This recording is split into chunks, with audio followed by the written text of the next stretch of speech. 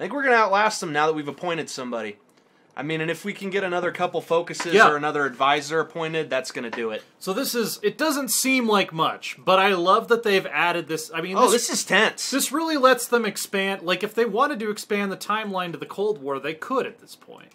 Like, we have the mechanics to expand. Guerrilla that would need to be its own very large expansion, but I feel like they've laid the foundation to make that possible. What do you say we get rid of this low popular support modifier? Get rid of one of the 4 things just hanging around our necks like a millstone. Do it. Private ownership of land is an absurd concept. That's so communist. The land belongs to whoever works it. Allowing the peasants to organize themselves will ensure their support. Can you think of a more communist statement than that? That is pretty, boilerplate Marxism right there. Yep. Marx and Engels are doing like the South Park Comcast employee, like, redistribute the land. Yeah, we're going to beat these guys, I think. Yeah, we're edging it out. We're going to beat these guys. That helps. The Type 24 rifle will definitely help. Remember to start making it. We will. Artillery gets some. Let's see. I don't know if we... Well, how many military factories do we have? We're going to have more after we research a couple focuses. So, we've got 2 right now. They're both producing rifles. Ninja only has 1 factory slot. You're right. I think industrial is going to be a better return. Yeah, right now you're right.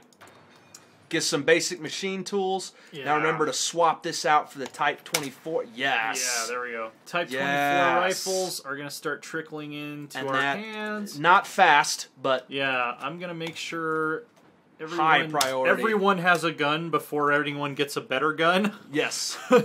I would rather give our newbies a Type 24 so they at least have something to shoot with than to make sure that all of our old guard... I think we're going to get this one, and that helps too. Oh, yeah.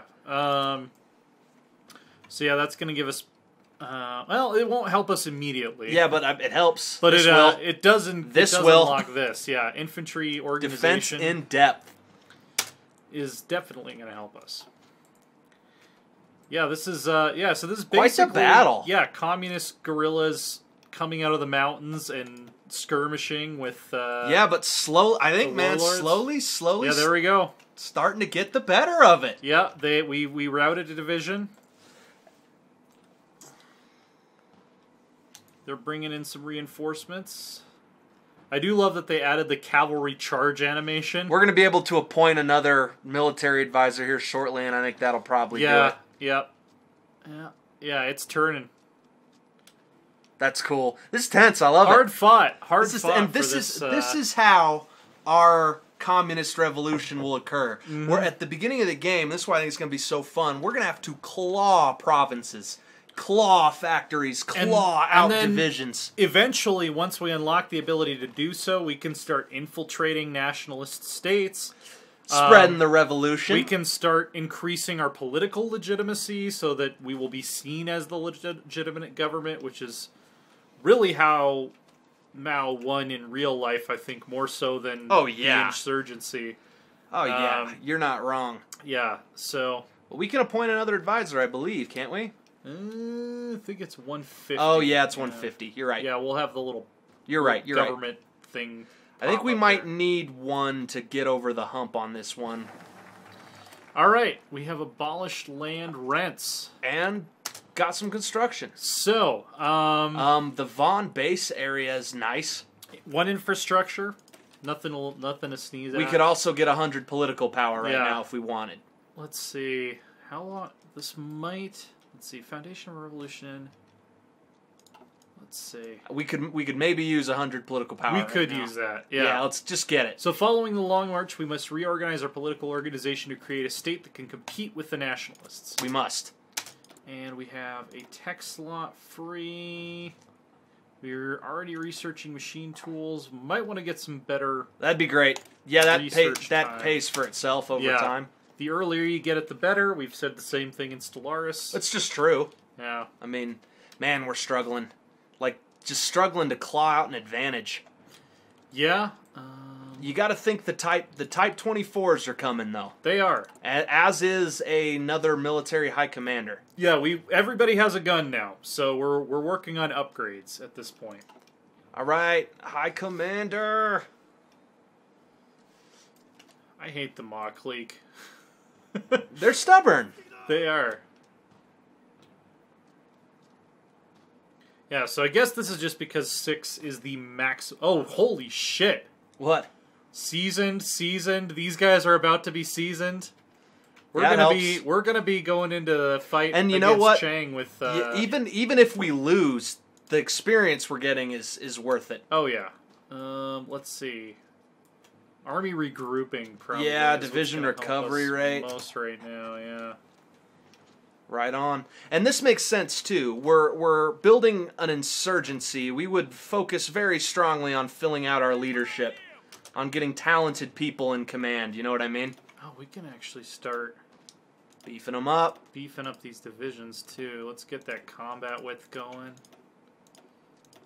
Oh, hell yeah. That's going to mean we're going to need a lot more rifles, but that's okay. We'll take them out of the upgrade pool. We'll hand them out.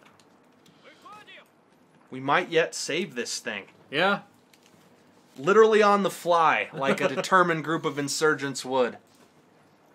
Yeah, we are reorganizing our dudes, and we're gonna make it happen. Yeah, we've got 2 units with full organization, so that's good. They can rotate in if they need to. Our strength is leaving some stuff to be desired, but these guys are almost a veteran. That's awesome. Again, that's worth it. What we've done with this border conflict, even if we lose it, is we've turned our little ragtag army into some seasoned fighters. By the way, they've added historical army name lists for every country in the game. Cool. So there's not going to be any more, 16 infantry division or anything like that. It's all nice. Some political power. We can appoint someone else. So, do we want to go down this soon? Here's the advantages and disadvantages of each of these. Marxist orthodoxy brings us closer to the Soviet Union. It also allows us to get rid of power struggles and get rid of aftermath of the Long March. Social democracy eventually gets rid of power struggles as well. We get the opportunity to assassinate Chiang Kai-shek, which basically is a faster path to becoming the legitimate government. Agrarian socialism. Mao stays in charge. We get rid of power struggles. We can eventually proclaim the People's Republic. Or we could, develop our base area more. I would like to get rid of those power struggles as quickly as possible, though. Let's. What do you want to be? Do you want to go historical or do you want to hang a Louis? Well, let's see. Is that interesting? So that actually decreases our stability. Nationalists have their own problems with internal factions trying to sabotage the efforts to come to an agreement between our regimes. No, it lowers the KMT's base stability. Okay, okay, so that actually makes them easier to kill. So I guess any of these will eventually get rid of power struggles. If we want to get rid of aftermath of the Long March quickly, we have to go the Soviet route. We could flip a coin. I think they're all interesting. I think that one seems the most ahistorical, and that's the way I kind of lean. The social democracy. Yeah, route? That is so not the route they went. And let's give it a shot. Why not? Let's see what happens. Yeah, we just like not going. How'd that read? Oh yeah, we should read that. Because it's pretty significant. The radical policies of the party have made things worse, not better. The nationalists, for all their flaws, are our allies in the struggle to build a better future. We must move towards their political sphere. So interesting. Kind of went another direction there. Yeah. So Brianna's gonna need to remake the. No, I'm just kidding. I heard that. Because Mao is gonna be gone. I'm just now struggling on this. So if you want to not put his face on it, that's fine. You know what? He'll still be around. He's not going to be removed from. He's removed from direct power, but I think it's more like he fades into the background. Let's see. I already have his face in the graphic. It's going to be on it. That is fine. Army experience gain. Army morale. Probably did recovery rate. I would imagine, yeah. Yeah. There we go. That made a difference. It would. Recovery rate is a thing that is quite helpful. We're just having a hard time cracking these guys. That's really what it comes down to. We're attacking at an extremely disadvantageous position, and we're just having a hard time cracking them. Yeah, we're attacking into desert, which doesn't actually. I don't think it actually gives them attack 40%. Desert is so they're actually going to have a harder time shooting at us than we are at them, which is kind of nice. Oh, woo. Concentrated. We're concentrated a lot right now, but China's a big country. So the main advantage of dispersed industry is we can convert factories more quickly, and they're not as vulnerable to bombing. Concentrated is like, we're going to centralize everything. See, I view it as one of those, like, dispersed makes more sense with China. I agree. But right now, we are packed together. So it's short-term game, long-term. I'd go dispersed. I agree, because we're going to have some conversion to do. We're going to have generally, my rule of thumb on that is how likely are my factories to get bombed. If we're fighting China, likely. If we're fighting Japan, likely. That's going to be that's going to be happening. Yeah, it's going to be a thing. If you're playing the U.S., really no reason to go. If you're going the U.S., going dispersed is a mistake. Yeah. All right, finally starting to move. Yes. Yep. Finally starting to move a certain direction. I don't think there is a strategy game that involves science where I don't immediately take the thing that gives me more science. It just makes a lot of sense. Well, and because the sooner you get it, the better, the more it helps you over the course of the game. Man, as protracted as this border war is, I love the experience we're getting, and I love it's turning our army seasoned. Yeah, the ability that we're going to have to modify our divisions with all this army experience. Like I said again, I think at this point, with the benefit we've drawn from it, it doesn't even really matter if we win. Like we've. Oh, that's the first time it's gone over 70. I think we're gonna win. Yeah, I think they're getting worn out. They do have enough divisions to cycle in reinforcements. Like, this guy's gonna join the battle eventually, but I think our momentum's gonna carry. Yeah, we just routed another division. Especially if we can. Is there anything we can do to kick it again? Appoint someone, weapons, anything? Not at this exact moment, I don't think. No. Okay, so we have 45 days to win the conflict. All right, so it is on kind of a timer, and we might not. But so there we go. Zhang Lan is now the leader of the Chinese official Communist leader. Party. Yeah. So, coalition government. Well, unification of our country is obviously still a ways off. Forming a joint government with the nationalists will smooth the way. Zhang Lan suggests an alliance. Starts a political power struggle with China for national leadership. So that's gonna... I like it. You know what? Another reason I'm kind of glad we took that. This is showing off another mechanic. Yeah, We're gonna open up a new. We do these series when they first come out. Victory. We do these series when they first come out, kind of to show off the expansion and all it can do. So I like that. I think we're breaking them. The Hindenburg did not crash in this timeline, so we've got the happy timeline so far. We'll see if Amelia Earhart survives. Then it'll be the super happy timeline. Yeah, we might run out of time, but we gained a ton of experience. Oh yeah, no, that was worth it. So Mao remains on our general staff. I like that. I think that's realistic. They wouldn't just kick the dude out. You know what I mean? No. I think we're gonna run out of time here. Yeah, that's what it's looking like. But that's all right. We gained a crap load of army experience. And we will probably get another chance at it. Oh, we will, and our army will look entirely different when we do.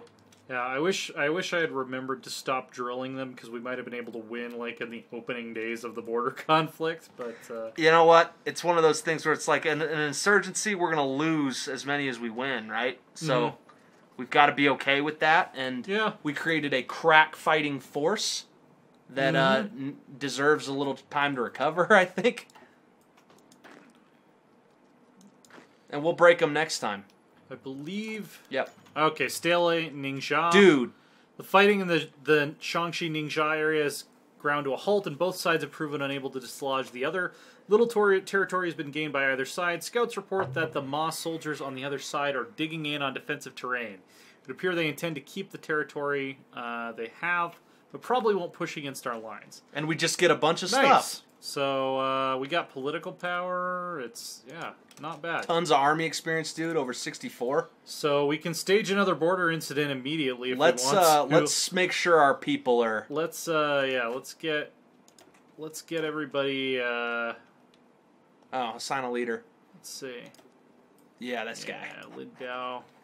All right, and now. Let's wait till their organization is maxed out. Treaty of Madrid. Nationalists took it over. Yep.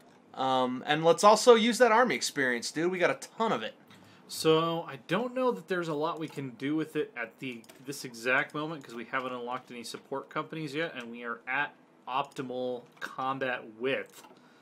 All right. But it'll be good to have for sure. Maybe a military theorist. Wow, land doctrine research time. Yeah. That's always a good thing to have. Oh, and now we have to wait to.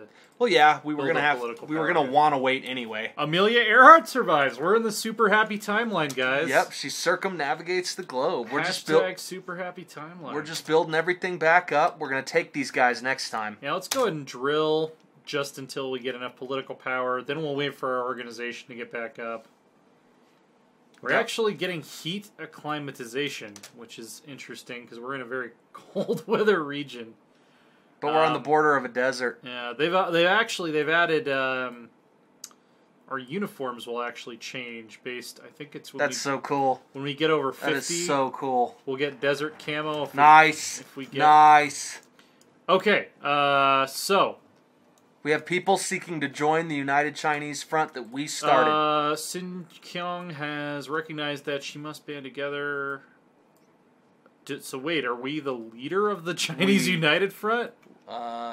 We might be. We might be. We stand together, the revolution cannot prevail. Prevail. Cannot but prevail. Okay, there we go. You can't ignore the but. Yunnan. Would you agree Brianna, that you cannot ignore the but? No, you just can't. It's not bad. Casey definitely does not ignore the but. Yep. Yunnan seeks to join the Chinese United Front. We may weather the coming storm together, and weather it we shall. Meanwhile, Stalin is killing everyone that he thinks disagrees with him. Japan has declared war on Shaanxi. Holy shit. Okay. Whoa. We're inviting the Ma to the coalition. Japan declared war on China. The Chinese United Front. So Chiang Kai-shek and Zhang Lan have issued a joint announcement declaring that they have set aside their differences in the face of the Japanese attack. Both sides will observe a strict policy of non-aggression against each other for as long as the war against Japan lasts, and have vowed to do everything in their power to throw back the invader. A number of smaller warlords have also declared their support, putting their forces under the command of Chiang Kai-shek. Whether the long-time enemies of the Chinese Civil War will actually work together remains to be seen, and many experts believe that this will do little more than delay the inevitable defeat of China. An alliance. Desperation. Yeah, weather it we shall. Yeah, we'll invite the Guangxi, Yunnan join. They join. Coalition government. This is cool. This is action-packed. I like that. So purge the radicals. Remove power struggle. Removes power struggles. That weakens the people we're currently allied with. Yes, so we'll wait on that. Certain elements in our party still believe the doctrine of class struggle in opposition to the so-called exploiting class. They will have to go. All right, now let's look at our situation. We will call to arms, the call dude. to arms. Okay, so wow, cool, man. A struggle has erupted for political control of China. We must secure support from warlords of the population of the various states to emerge victorious. So we need at least 56 leadership points to take national leadership.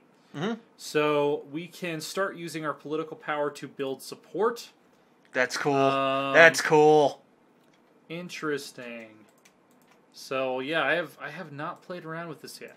This is fun. Guangxi does not like us. Neither does Shaanxi. But we could. get support from Yunnan and Yunnan, Xinjiang. Xinjiang, Jibei Sanma. Let's see. So the Ma, we are still. Let's go for after people we're not bordering first. Yes. So maybe Yunnan. Let's see if we can negotiate for support. All right. Demands a public show support. Negotiations with Long Yun have concluded. The leader of Yunnan has noted that the population in his state follows the events around China with great interest, and speculation is rife about what Long Yun will join struggle for control or give up a seat at the table. A public declaration of friendship and admiration for Long Yun from our side would go a long way to assure the people of Yunnan that their leader is considered an important force in Chinese politics. He's widely respected. Negotiating for support Again, will become more expensive. What do you think? Do we want to? I think we stay true to our goals. I'd go unacceptable. Unacceptable. All right. Yep. I'm sorry, man. You got to get along with it. You know what I mean? So okay, everybody's joining the United Front. That's awesome. That's good news. So what about Sinkang? Let's try it. Support us. Demands a public show of support. Are we already using political power? Or not. Maybe this is the only way to get on our side. All right. Let's try it. Let's experiment. See, we're experimenting. So invite to faction. We can invite them to our faction. Shanxi, invite to faction. Okay. Yeah. Bam. Cool. Bang. Look at that. So can we call them to war, or does Chang have to do that? Join the wars. Okay, those wars will probably be merged in a second.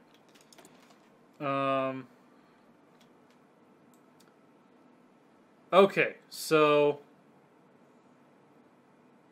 it looks like we are going to have to politically support their agendas For now. War propaganda against Japan. Okay, so we can increase our war support by propagandizing against Japan, but we don't need it. No. The people of China are fully ready to oppose the Japanese, which they were. We can eventually issue war bonds, which decreases our need for consumer goods.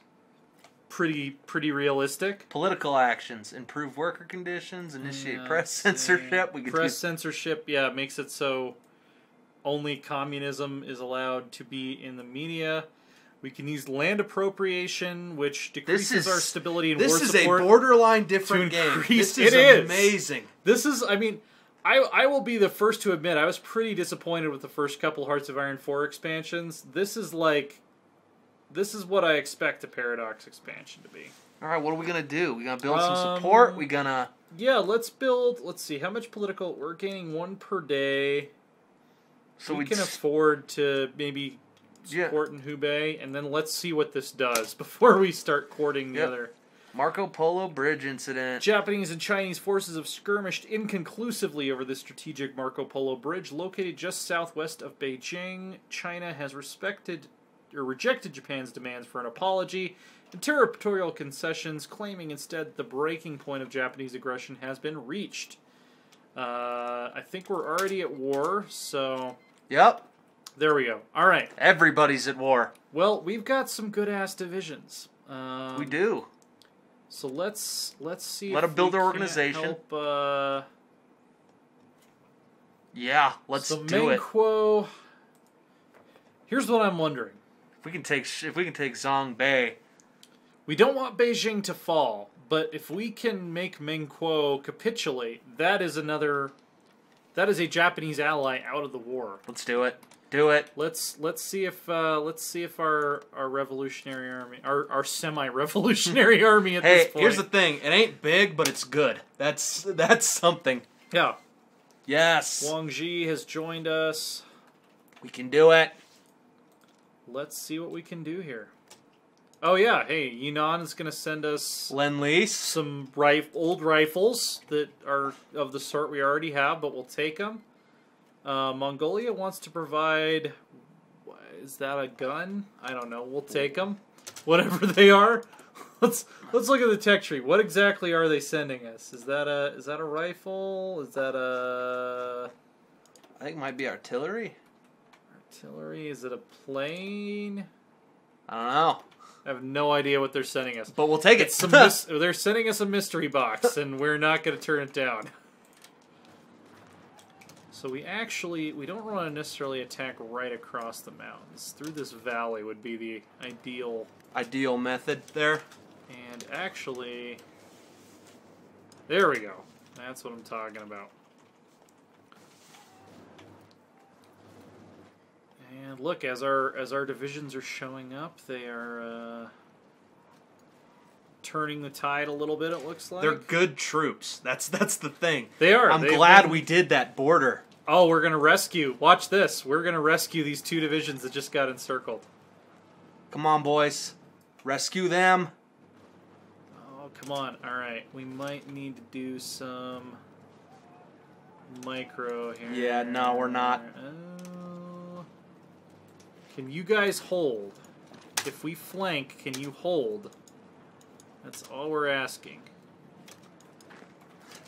I love as an experiment goes. This is kind of awesome. I won't lie, even if we don't win.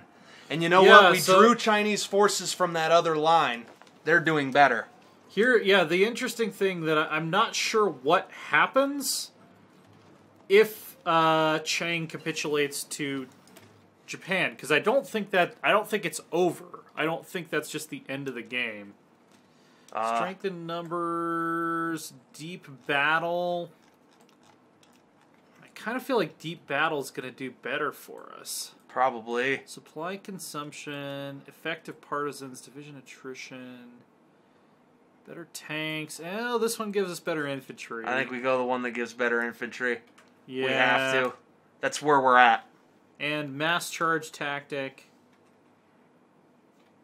Yeah, that'll be nice. Ah, we tried. We tried to rescue our brethren. We got there as fast as we could, and it was not fast enough. Man, the sound designers have done a bang-up job on this, too. They changed how the battle ambiance is created. And I think they've done a really good job. Let's see, this is hills. We're doing okay. This is desert, yeah, so we're going to be fighting in crappy terrain either way. Beijing has not fallen. And we're putting pressure on them. They're not doing great, but we're about to throw them back here. If we can take Chongbei, that will be a big deal. This is going great. This is going great on this front. I was told by one of our people on Twitter, who was assisting me with the small bit of Chinese I've been learning, that ZH is basically a ch sound, but with your tongue in the back of your throat. So Chongbei would be the way. Dude, we're throwing them. We are. We must try again. So despite a major effort to convince the inhabitants of Hubei, few seem to be willing to switch sides openly. Rumor has it that Chiang Kai-shek himself has declared that Hubei must be held at all costs. Many citizens fear reprisal should they openly show support for Zhonglan, but our local representatives are hopeful that a renewed effort in the future might be able to convince more people. We're about to do something a little interesting here. We are. If we can take come on them out of the war, that would be pretty great. Let's see, why can we not currently have 5? Okay, so it's based on our current political support. So Fujian's going to be hard, Hunan's going to be hard. I say maybe let's try out in the countryside a little more. Yeah, maybe. Guizhou, they might be willing to support us.